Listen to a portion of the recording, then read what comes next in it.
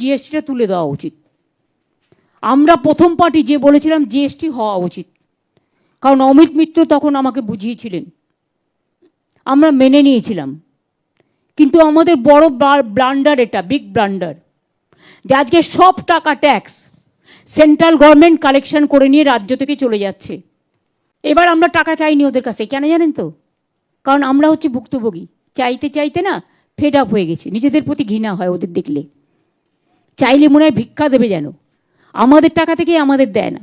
একবার বলছো দুমুখ কথা, দুমুখ কেউটে সাপ, এর পেছনেও বিষ সামনেও বিষ।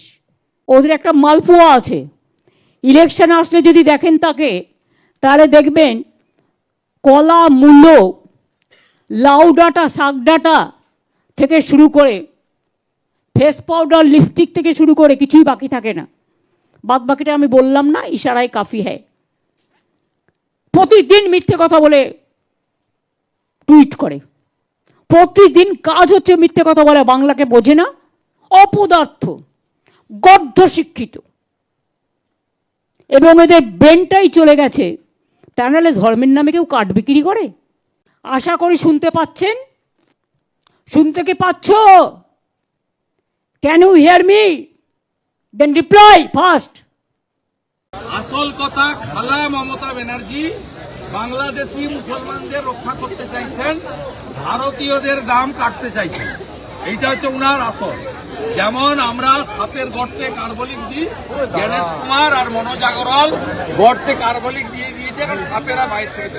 ভারত সরকার একটা কমিটি করেছিল সব রাজ্যের অর্থমন্ত্রীদের নিয়ে, তার নেতৃত্বে ছিলেন ডক্টর অমিত মিত্র, যিনি সাদা হাতির মতো উনি পুষছেন।